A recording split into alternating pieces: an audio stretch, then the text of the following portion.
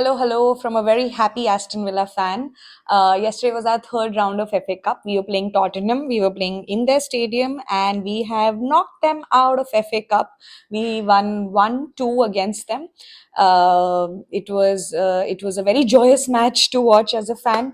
Last time we had reached till the semi-finals of FA Cup, so knocked out by Crystal Palace. So this year the expectations are again to reach some respectable position in the cup, maybe even win it, who knows. And it was so nice that we have progressed to the fourth round now. The commentators called it a match of two halves, but I think they were being a bit too generous to Tottenham. Other than a few impressive tackles that they did in the match, I felt like Aston Villa was quite tuned in. I feel like Aston Villa has ended up being a team that's a gift that keeps giving. Every match, we're able to put our flaws aside and sometimes our setbacks aside, and we tune into this amazing winning machine. So, yeah, I'm very, very delighted. I'm going to start my Fangirls match report where I do my own special four segments in my own style. So, let's begin.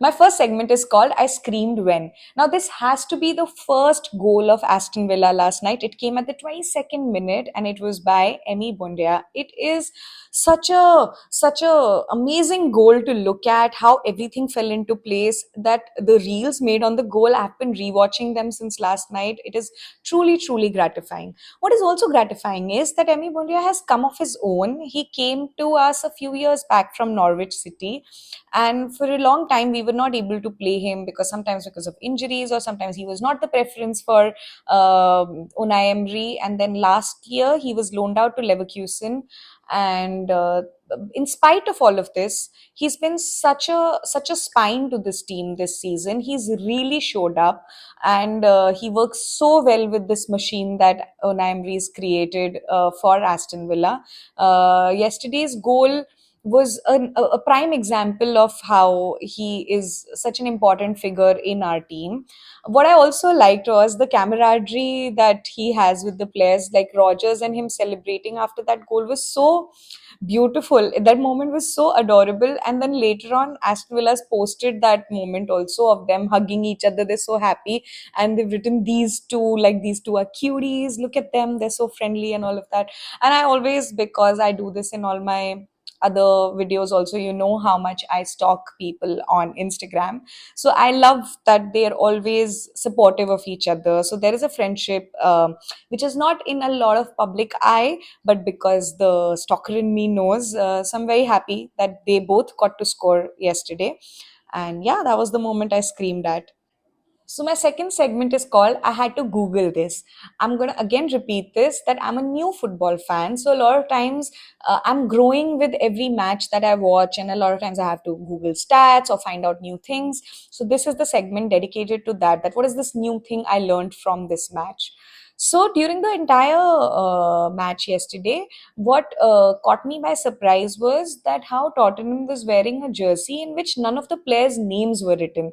And I, of course, because I was so busy watching the match, that's not when I Googled it. After the match was done, I had to serve my curiosity, and I ended up Googling why they were wearing that jersey. And I have it here. I don't want to mess up the facts, so I have my laptop in front of me because I want to read out some bits from it. But basically, this was a very special jersey designed specifically uh, for this FA Cup match that they had against Aston Villa. It is to commemorate 125 years ago, Tottenham won the FA Cup. But what was special was because they've won it after, like, I think seven more times after that. But what was so special about this moment 125 years ago was that Tottenham was not an EPL team that time. It came from another league. And this was the first time a team from some other league ended up winning FA Cup. So it was very special, and they wanted to mark that anniversary. So to dedicate that, they wore the jersey that they were wearing yesterday. It was a homage to the retro jerseys. There were no prints on it. Everything was embossed in classic style, how the earlier jerseys were. Um, And what they've decided, because this is the last time they won FA Cup was in 1901, so they have decided to make 1901 jerseys of this kind, and they're going to auction them, and the money that will come from it will be donated to charity. So that's what was the reason behind these epic nameless jerseys that Tottenham wore yesterday. What is also special is that it was yesterday only that Wrexham beat Nottingham Forest, and Macclesfield beat Crystal Palace. So we have two more non-top league teams that have qualified for the fourth round. So are we going to make history all over again? Who knows? We as in like football, not Aston Villa. Basically, if these teams end up winning FA Cup, it will be history repeated all over again. So exciting. I'm always rooting for underdog teams, and Wrexham taking it to penalty yesterday and then winning in penalty was quite cool. Uh, yeah, also another great thing. Sorry, I had, of course, this is very far removed from the whole jersey conversation, but Crystal Palace has been knocked out of FA Cup. They were the defending champions, and the big what they are our kryptonite. I'm so glad that with them getting knocked out, now it is certain that this whole season Aston Villa doesn't have to face Crystal Palace. We were done with our two EPL matches, and now they're knocked out of FA Cup also. So yeah, that's very cool. Good. My third segment is called This Gave Me Hope. Now, very early on in yesterday's match, Kamara got injured, and we still don't know how severe is the injury. Unai Emery was not able to give an update post match, so it could be severe or not. Who knows? And then Onana is out because for 3 4 a couple of weeks now. So Pau Torres has just come back from an injury.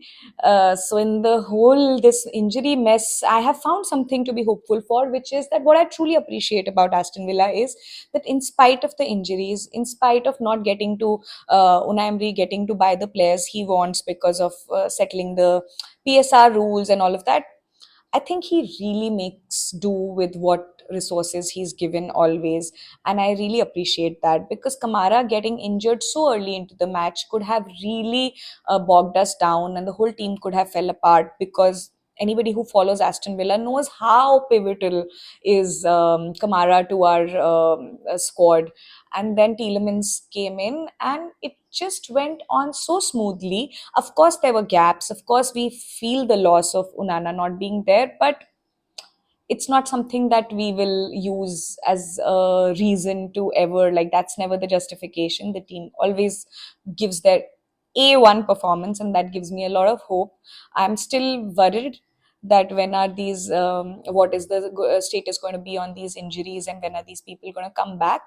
But I like to look at the brighter things in life. So I'm very happy that Aston Villa somehow always manages, and they came out with a victory in this match also. My fourth and last segment is called My Therapist Is Gonna Hear About This. Now, what was that second half, man? People were so riled up, especially. I can understand the angst that Tottenham players were feeling. They came back from the second half, they scored, they came back for the second half, they scored an early goal. And then from then on, the match was so physical. It felt like tempers were running too high, and there were a lot of yellow cards that were distributed, because it was a very rowdy game, extremely entertaining as a fan to watch. But yeah, people were very pissed off with each other, and I can understand that Tottenham was feeling angsty, because they feel that a lot of our players were diving to waste time. And but if I have to look at it from an objective perspective, we did have a one goal lead, and we wanted to maintain it. A lot of times I've seen my team waste time, but yesterday Martinez was not even there in the squad. He's one of those responsible people who wastes a lot of time. So I felt that any wastage that happened from our side was very normal. Like that's what happens in most matches when you're trying to protect the next goal from happening. But I think Tottenham was pissed. There was a lot of misplaced anger. There's a lot of handsy things going on, and of course, like when they were aggressive, then Aston Villa was retaliating with force, and there was some tension going on with Rogers and Watkins and whatnot. And in the end, it got super crazy. After the match got done, the final whistle was blown. Watkins wanted to celebrate with the away fans, so he was walking up to them to celebrate, and he's just doing his own thing. He's not even looking at Tottenham's number six, Palina, and then somehow Polina like just comes to his face and he says something. Of course, nobody knows what he said, but he's like damn pissed and he's trying to like stop Watkins from celebrating, and he just kept blabbering something, and then he pushed him, and then Rogers came from far away. He's like, "Why you're pushing?" And like some scuffle happened. It was very very entertaining to watch. But I also know that okay, let's be honest. I think Watkins by that celebration was rage baiting Palina because he already was aware that tempers are running high, and he did it to rage bait him, and he very well took the bait, and then this crazy fight took place after the match was over. And the funniest was Frank from a distance just looking at all of this with this like fed up eyes, or fed up is not the right word, but I don't know what was going on in his head because I don't know how the Tottenham fans feel about this, but there is a whole sword of relegation that's hanging over his head also. And yesterday's defeat is a very big one, one factor that's going to be used against him if he's sacked. And I think he was just processing that, and then he's seeing these players just lose their minds and fight. It was quite a spectacle, quite a thing to watch. So yeah, the like I said, it was a very very entertaining match. It was so dramatic. I was truly satisfied as an Aston Villa fan, because if we would have not won in spite of all this drama, maybe I wouldn't be so happy. So this is where we are. We have advanced to the fourth stage of FA Cup, and we don't have Crystal Palace to face anymore.